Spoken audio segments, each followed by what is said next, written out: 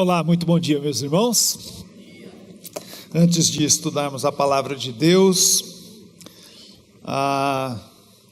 os irmãos devem ter percebido que nós temos apenas um culto pela manhã.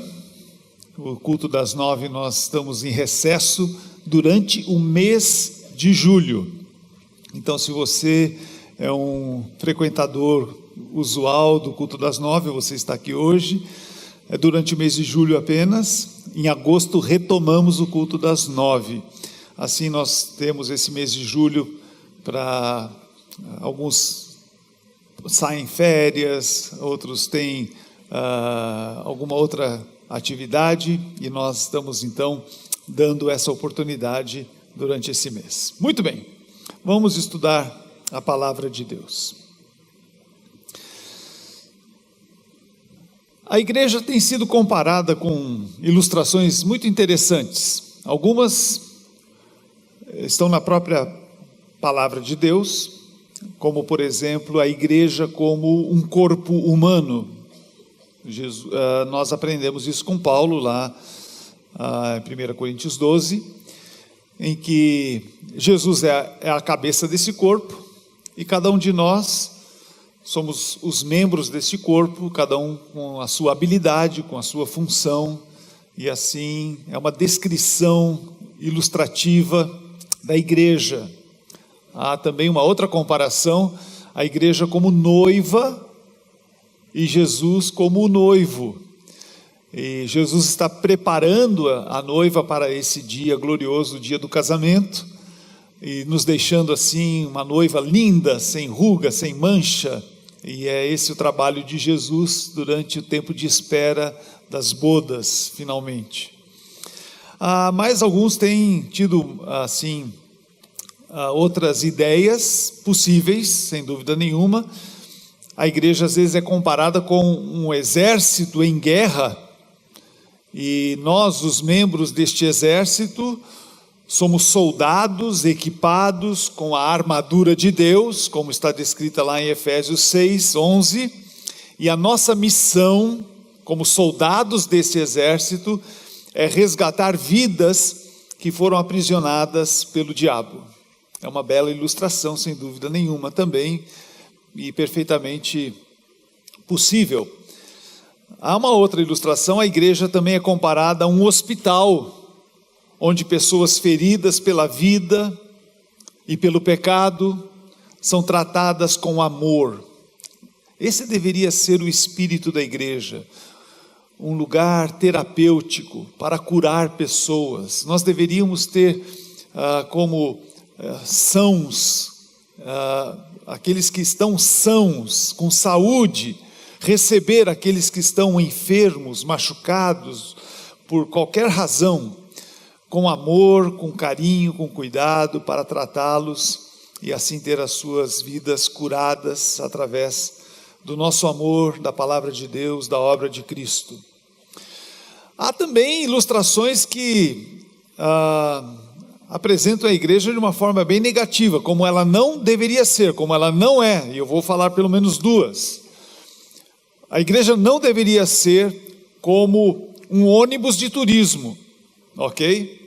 Em que os membros são os passageiros que estão ali desfrutando desse passeio, olhando para a paisagem durante a viagem até o céu, e o pastor, o motorista, suando as bicas, tentando controlar o ônibus em ruas e estradas tortuosas, como são as estradas da vida. A igreja não deveria ser assim, em hipótese alguma. Ou então uma outra ilustração também que mostra como a igreja não deve ser, a igreja como um grande estádio de futebol, onde ali estão apenas alguns poucos naquele campo no centro do estádio, se esforçando para romper a defesa adversária no campo, enquanto a grande maioria está ali na plateia, nas arquibancadas, alguns vaiando, outros aplaudindo, e aqueles poucos ali tentando fazer o gol, né? Não, a igreja não deveria ser assim também. São várias as ilustrações, é muito interessante porque elas nos ajudam, né, a compreender melhor o papel da igreja. Hoje eu quero trazer mais uma ilustração e nós vamos discorrer então sobre esta ilustração. Eu quero pensar aqui que há uma comparação muito adequada para representar a igreja como uma escola, como já foi dito no início desse culto. Na verdade, eu estou pensando numa escola cujo principal professor é Jesus. Por isso eu pensei que o tema da nossa mensagem poderia ser a escola de Jesus. Porque eu vejo essa vocação da igreja nas instruções que o próprio Senhor Jesus deixou quando estava partindo lá em Mateus. Nós encontramos isso em Mateus 28, 18 a 20. E eu entendi que essa poderia ser uma boa ilustração que se encaixa perfeitamente nas palavras de Jesus. Diz a palavra: então Jesus aproximou-se deles e disse: foi-me dada toda a autoridade nos céus e na terra. Portanto, vão e façam discípulos de todas as nações, batizando-os em nome do Pai e do Filho e do Espírito Santo, ensinando-os a obedecer a tudo o que eu ordenei a vocês. E eu estarei sempre com vocês até o fim dos tempos. Então vamos tentar ver a escola de Jesus aqui nesse texto. Eu vejo aqui os elementos básicos para que encontremos uma escola aqui. Primeiro nós temos discípulos. Nós poderíamos dizer alunos. Aqueles que devem ser ensinados. Esse é o público-alvo de uma escola, ter alunos. Nós precisamos ter alunos e cada um de nós deveria ser considerado um aluno da escola de Jesus. E a abrangência quem pode participar dessa escola? Quem são os alunos que podem entrar nessa escola? Há um vestibular, há uma seleção? Eu diria que todas as pessoas do mundo, em qualquer época da história da humanidade, tem a franquia de entrar nessa escola. A única exigência é crer em Jesus como Senhor e Salvador da sua vida, e a matrícula está feita. Você se torna imediatamente um aluno dessa escola. Há também um outro elemento importante para que haja uma escola. Deve haver um mestre, professores, aqueles que ensinarão. E nós entendemos que por ser a escola de Jesus, e nós vamos aprender o que devemos fazer com ele. Ele é o nosso mestre principal, mas há outros mestres envolvidos nessa escola também, e nós vamos ver isso daqui a pouco. Deve haver um currículo, o conteúdo do que vai se aprender nessa escola. E o conteúdo que vai ser ensinado na escola de Jesus é tudo aquilo que Jesus ordenou, e a missão dos mestres é ensinar os seus alunos a obedecer tudo o que Jesus ordenou.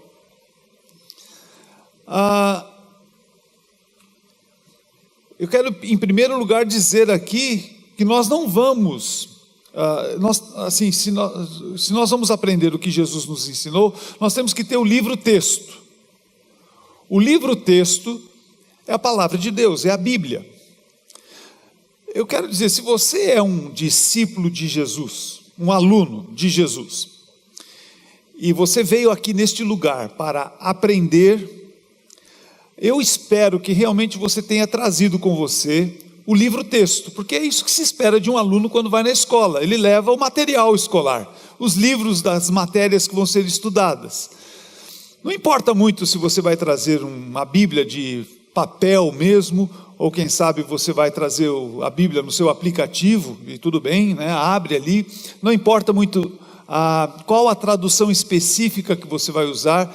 desde que sejam aquelas que nós recomendamos, da imprensa bíblica, a Sociedade Bíblica Brasileira, a Nova Versão Internacional, a Nova Tradução Transformadora. Há algumas versões e traduções muito boas, mas se você vem estudar o que Jesus ordenou, traga o livro-texto, por favor, traga, consulte. É bom também que você, como aluno, traga alguma coisa para anotar, alguma novidade que você está aprendendo, alguma coisa nova. Anote para refletir sobre isso quando chegar em casa. Você é um aluno da escola de Jesus. Assuma este papel, né? Por que devemos dedicar-nos a estudar e obedecer tudo que Jesus ordenou? Porque Ele é o Criador da nossa vida. Ele nos fez. Ele quer que nós vivamos da melhor maneira possível. Se você fizer tudo aquilo que Jesus ordenou, você vai viver bem. Nós aprendemos na escola de Jesus como viver melhor, como viver da maneira certa. Então, se nós nos aplicarmos, nós vamos aprender a viver da maneira certa e vamos a viver muito bem. Agora, há uma coisa muito importante aqui na escola de Jesus, que talvez nem sempre aconteça nas demais escolas. Talvez, eu estou dizendo, talvez. Mas deveria acontecer. Eu penso que na escola de Jesus, e nós vamos ver isso, mestres e alunos podem ter papéis intercambiáveis. O que eu quero dizer com isso? Quando preciso, naturalmente. Eu quero dizer que um aluno, eventualmente, pode tornar-se o mestre do seu mestre. Isso pode acontecer. E um mestre que tem mais experiência, que conhece um pouco mais, eventualmente pode tornar-se aluno do seu aluno. E isso é uma riqueza tremenda, quando nós temos essa humildade e essa ousadia, às vezes, de ensinar aquele que é o nosso mestre, ou o mestre aprender com aquele que é o nosso aluno. Isso é um valor inestimável. Nós temos muito a ganhar com isso no contexto da igreja, onde há um relacionamento de amor. Naturalmente, a igreja, como toda e qualquer escola, também precisa de mestres capacitados, é lógico, homens e mulheres que se dedicaram a se aprofundar na palavra de Deus, ocuparam as carteiras dos seminários, das faculdades teológicas, se debruçaram nos livros, pesquisaram, enfim, adquiriram um grande conhecimento da palavra de Deus, de quem é Deus, quem é Jesus, o que Ele quer de nós, o que Ele manda que nós façamos. Mas é muito interessante, quando eu estava preparando essa mensagem, e eu fui atrás da definição da palavra escola, para saber o que realmente essa palavra significa. Se nós estamos numa escola, o que é realmente uma escola? Essa palavrinha escola vem da palavra grega eskolé, como está ali na tela que você pode ver. E o mais interessante é o que isso significa no grego. Escola é um lugar de lazer, um lugar livre de trabalho, um lugar prazeroso de se estar. Eu imagino que se escolheu na época a palavra escolher, um lugar de lazer, livre de trabalho, para designar um lugar onde ocorre o ensino e o aprendizado, porque ali não há trabalho braçal. Quem sabe naquela época, o que se considerava trabalho mesmo, era aquele que a gente fazia com as mãos, aquilo que nos fazia suar, aquilo que exigia um esforço físico enorme. Isso era trabalho. Mas dedicar-se ao estudo, a essa atividade puramente intelectual, a descobrir coisas, a desvendar os detalhes da vida, isso deveria ser algo prazeroso, deveria nos dar muito prazer. Quem se dedica a isso deveria sentir um grande prazer. Deveria estar muito associado, mais do que ao trabalho, ao lazer, porque realmente ensinar e aprender é algo prazeroso. Quando nós descobrimos uma coisa nova, isso nos amplia a visão, nos dá novas possibilidades para a vida. Eu vejo um excelente exemplo da igreja como escola no capítulo 18 de Atos. Então nós vamos tentar nos aprofundar nesses conceitos que nós já vimos no início dessa mensagem. É possível ali identificar com clareza a interação que existe entre mestres e alunos. Veja como é que isso funciona na prática. Logo no início nós já travamos contato com um dos maiores mestres que a igreja já teve, o apóstolo Paulo. Então, se você quiser acompanhar na sua Bíblia, no seu aplicativo aí, abra lá em Atos capítulo 18, de 1 a 4. Atos 18, de 1 a 4, diz assim: Depois disso, Paulo, o mestre, saiu de Atenas e foi para Corinto. Ali ele encontrou um judeu chamado Áquila, natural do Ponto, que havia chegado recentemente da Itália com Priscila, sua mulher, pois Cláudio havia ordenado que todos os judeus saíssem de Roma. Cláudio era o imperador da época e ele iniciou uma grande perseguição aos cristãos. Então, e judeus também, né? E aí eles tiveram que sair de Roma. E Paulo então foi vê-los, e uma vez que tinham a mesma profissão, ficou morando e trabalhando com eles, pois eram fabricantes de tendas. Todos os sábados ele debatia na sinagoga e convencia judeus e gregos. Esse era nós vemos aqui Paulo então exercendo a sua função de mestre da escola de Jesus, debatendo os assuntos relativos a Jesus com gregos e judeus. Ele estava primeiro ensinando na sinagoga, o reduto dos judeus, depois na casa de Tício Justo, ministrando aos gregos, como diz o versículo 7, se você for aí no capítulo 18 de Atos. Fez isso durante 1 ano e meio, como diz o versículo 11. Paulo realmente era um mestre admirável. Ele teve uma formação admirável, uma formação acadêmica.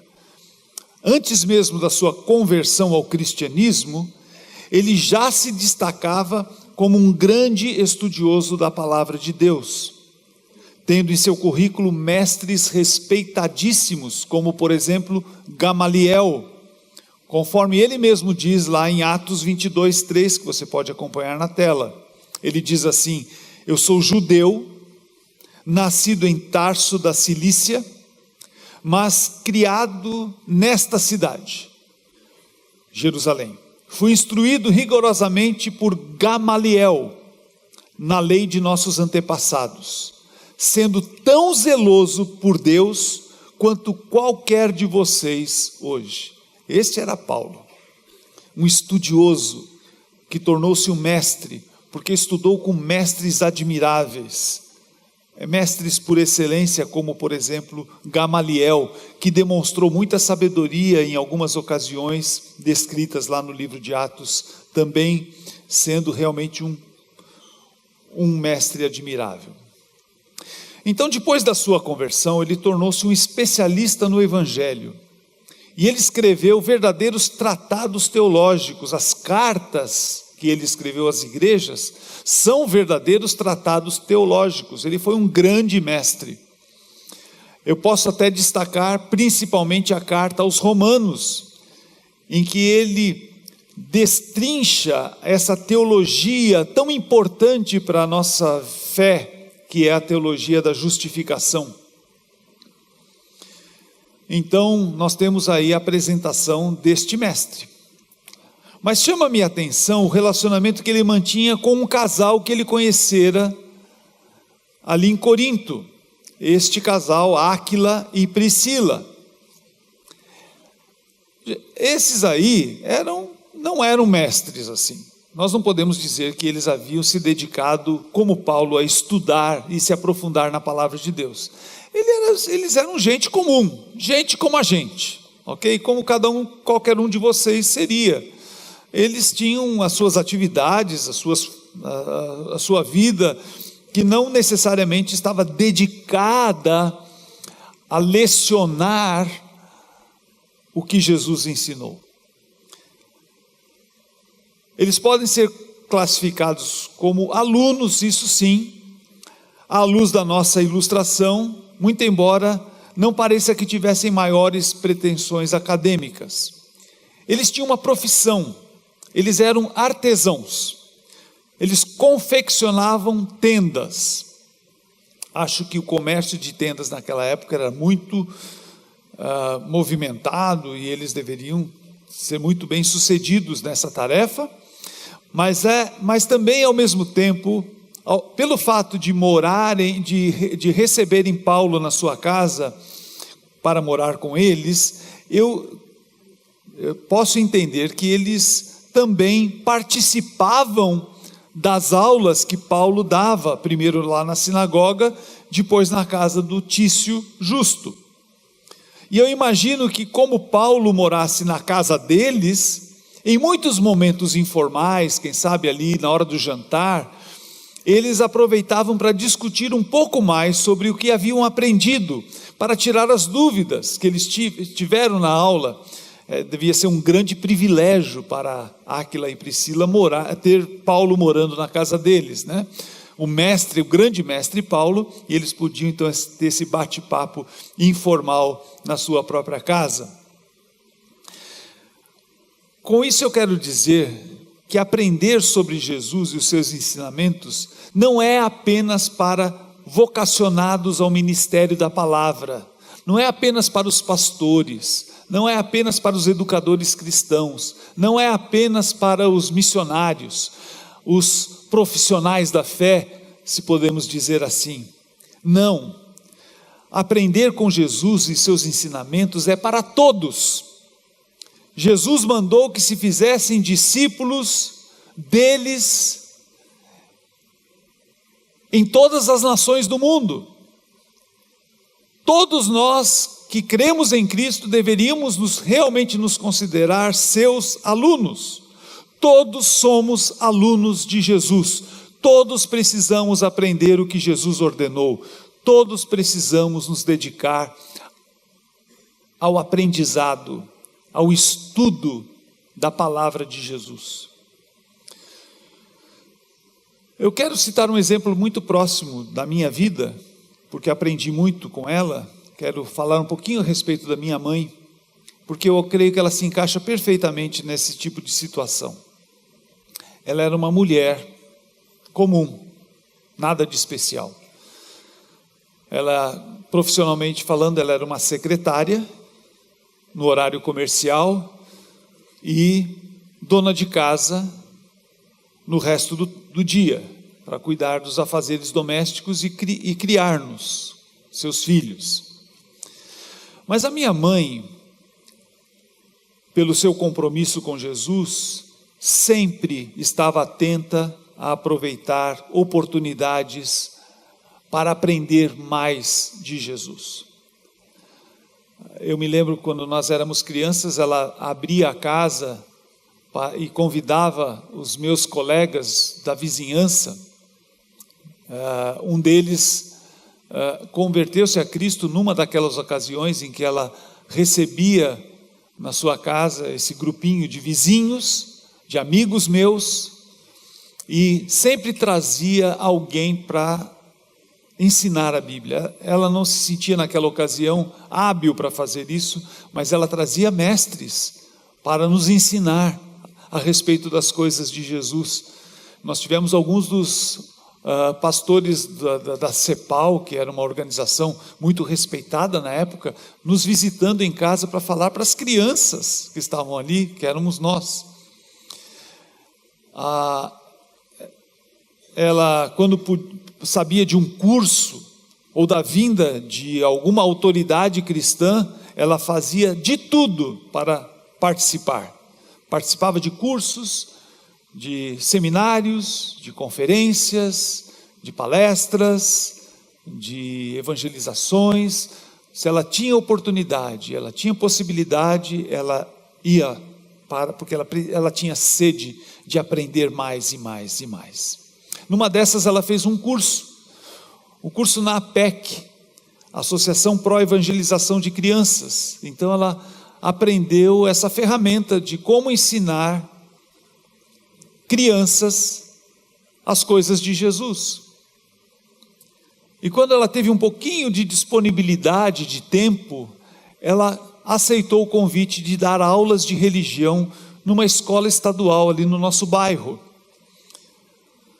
E ela então, eu me lembro ela me dizendo como ela tremia como uma vara verde diante dos alunos, adolescentes, para quem ela tinha que ensinar, de medo e de insegurança, mas ela foi vencendo essa barreira e se tornou-se uma professora de religião ali naquela escola. Numa de suas classes, ela tinha uma aluna chamada Teresa, que não era cristã, ela era uma japonesa e seguia a religião dos seus pais.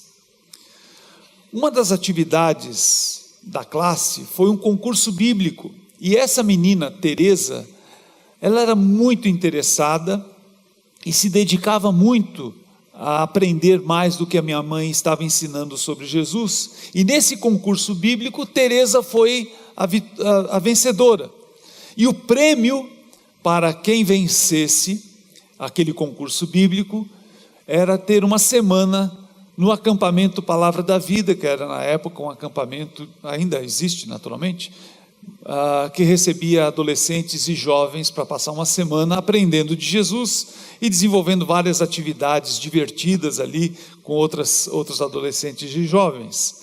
E a Teresa passou aquela semana usufruindo do prêmio que ela havia ganhado, e naquela semana ela aceitou Jesus como seu Salvador, tornou-se uma aluna de Jesus, e ela foi fiel a esse novo papel que ela estava assumindo de aluna de Jesus. Mais tarde, ela foi para o seminário Palavra da Vida, preparou-se lá. Depois de terminado o seminário, ela fez uma faculdade de psicologia, casou-se com um pastor, e hoje ela exerce um ministério tremendo lá na cidade de Brasília, numa das igrejas batistas ali de Brasília, agora como mestra, ensinando outros a conhecerem a Jesus. Uma dona de casa, como qualquer dona de casa, dedicou a sua vida para aprender um pouquinho mais de Jesus e para ensinar isso para adolescentes, e fez de vários adolescentes e várias crianças alunos de Jesus. Qualquer um de nós pode fazer isso. Mas como eu disse no início, na igreja, eventualmente, alunos são mestres de seus mestres, e mestres, alunos de seus alunos. Foi o que aconteceu na nossa história aqui, que estamos vendo em Atos 18. Áquila e Priscila, que eram alunos, eventualmente tornaram-se mestres. O texto de Atos continua dando conta da chegada de um certo Apolo em Éfeso, para onde o casal se mudara. Então, se você quiser, pode acompanhar ali nos versículos 24 e 26 de Atos 18. Enquanto isso, um judeu chamado Apolo, natural de Alexandria, chegou a Éfeso.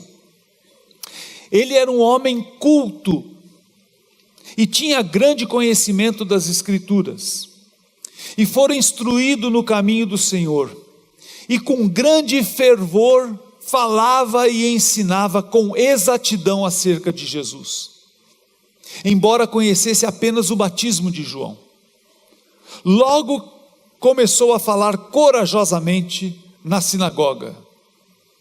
Quando Priscila e Áquila o ouviram, convidaram-no para ir à sua casa e lhe explicaram com mais exatidão o caminho de Deus. Olha só que coisa fantástica. Nós temos aqui um mestre, um grande mestre, Apolo. Apolo vinha de Alexandria, a capital do conhecimento na época. Alexandria, naquela época, possuía a principal biblioteca do mundo civilizado. E este homem, que se dedicara a estudar com tanta profundidade, ele não era só um professor, um mestre eloquente, ele era, como diz o texto, um homem culto. Ele não era só um discípulo de Jesus, ele era um mestre das Escrituras. Ele conseguia expor a palavra de Deus com muita sabedoria, com muito conhecimento de causa, com muita autoridade. Mas o seu ensino da novíssima doutrina de Cristo, porque era muito nova, ainda as pessoas estavam recém conhecendo as coisas de Jesus, o ensino de Apolo ainda não era totalmente exato, haviam algumas lacunas importantes. Áquila e Priscila, que eram alunos de Paulo, imediatamente notaram e receberam deles, Apolo recebeu deles uma instrução complementar e importante, que Apolo não conhecia. Este casal de gente comum, construtores de tendas, artesãos, que eram sim alunos dos ensinos de Jesus, sentem-se na obrigação de instruir este homem erudito, Apolo, e eles tiveram a coragem de fazer isso. Eles falaram: Apolo, quero convidar você aí para uma sopinha lá em casa, vamos conversar um pouquinho. Convidaram Apolo para ir na sua casa, e diz o texto lá no versículo 26, que logo quando Apolo começou a falar corajosamente na sinagoga, Priscila e Áquila o ouviram e convidaram-no para ir à sua casa e lhe explicaram com mais exatidão o caminho de Deus. Esta é a igreja. Fantástico que isso possa acontecer. Igreja não é lugar de orgulhosos, daqueles detentores da verdade.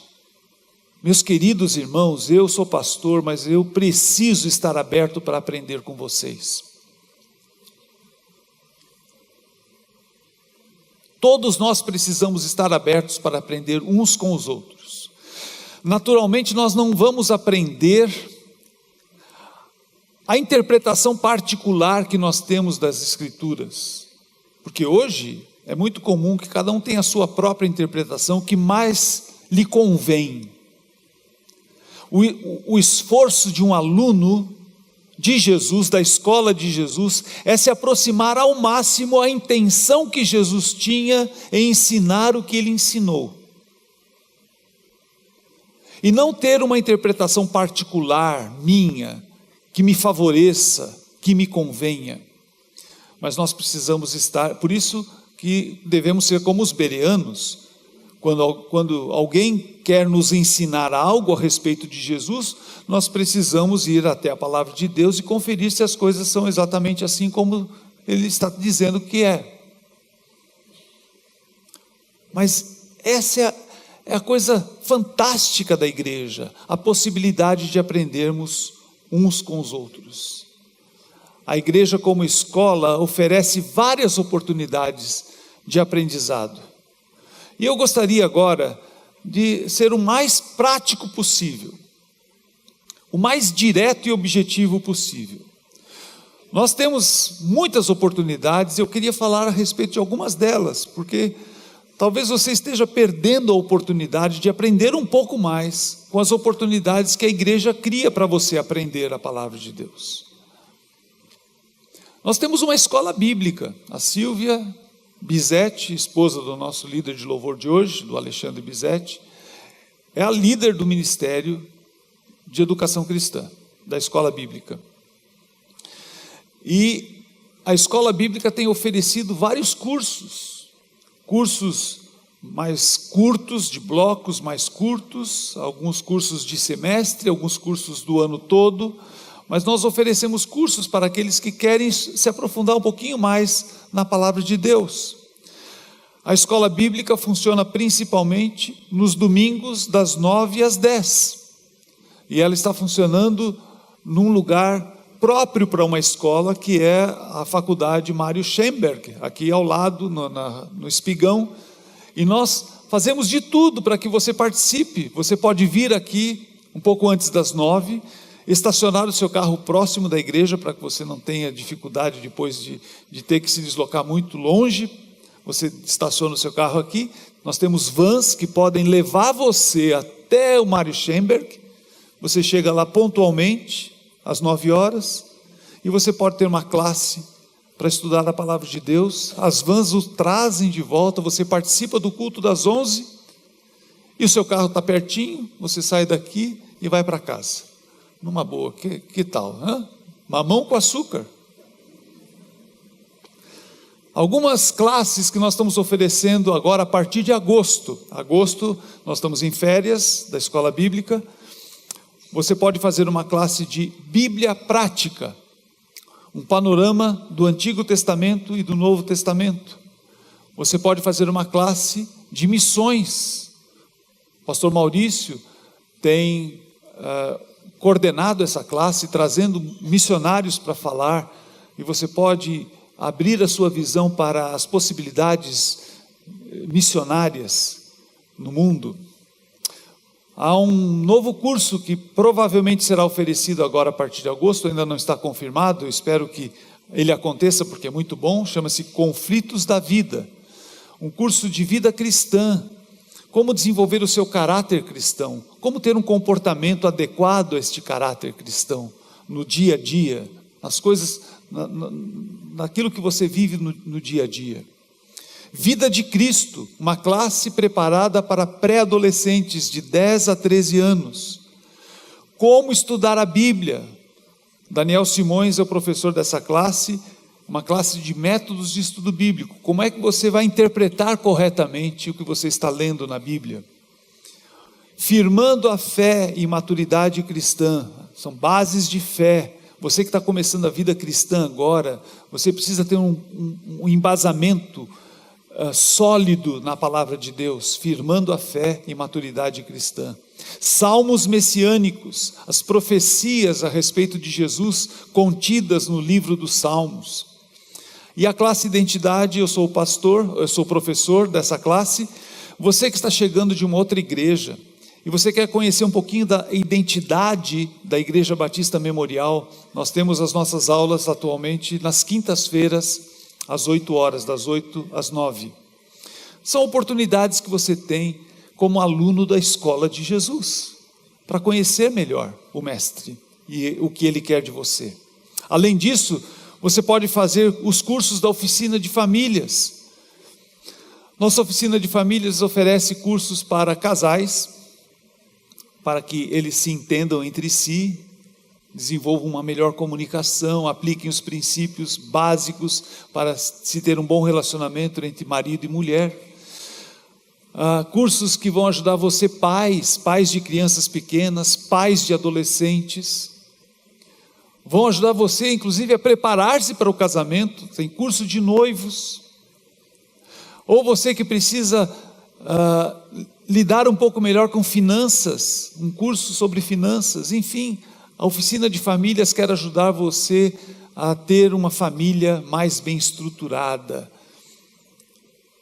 Além disso, nós temos o Celebrando a Restauração, todas as quartas-feiras, às 8 horas aqui, 7h30, 8 horas, você pode chegar, tomar um lanche aqui, e este curso, esse programa, Celebrando a Restauração, ajudará você com princípios das bem-aventuranças, a superar hábitos arraigados que você não consegue, não tem forças para libertar-se deles, ou superar feridas emocionais que você adquiriu ao longo da vida e que atrapalham a sua vida emocional e que impedem de você usufruir essa vida abundante que Jesus quer te dar. Uma boa oportunidade, você vem aqui, ouve esses princípios, aplica esses princípios na sua vida, você tem grupos de comunhão em que você pode ter a liberdade ou não de compartilhar o que você está vivendo. Além disso, nós temos os grupos, os pequenos grupos que se reúnem uma vez por semana. Enfim, você tem oportunidades para conhecer mais Jesus, estudar na escola de Jesus. Sem falar que você tem as tarefinhas de casa, chegar em casa, abrir a sua Bíblia, ler por você mesmo, tendo autonomia para ler, entender e aplicar a palavra de Deus. Você é um aluno, se você entregou sua vida para Jesus, e você fez de Jesus o seu Salvador e o seu Senhor, você tornou-se automaticamente, você inscreveu-se, você matriculou-se na escola de Jesus. Jesus é o mestre, você é o aluno, e você precisa fazer um bom papel, fazer a lição de casa, dedicar-se ao estudo e fazer o que Jesus ordenou. Esse é o nosso papel, e eu espero que você o desempenhe muito bem, para o seu próprio bem. E Deus o abençoe. Quero orar agora. Querido Deus, desperta no coração de cada um este imperativo de estudarmos a Tua palavra, aquilo que Jesus nos ensinou. Nós precisamos conhecer, porque nós não saberemos como viver se não soubermos o que Jesus diz a respeito disso. Nós não teremos a mínima condição de ensinar os nossos próprios filhos a respeito de Jesus, se nós mesmos não conhecermos o que Jesus deixou para que aprendêssemos. Desperta, Senhor, move a cada um que está aqui neste lugar a se tornar um aluno cada vez mais aplicado ao estudo da Tua palavra. É o que eu te peço em nome de Jesus. Amém.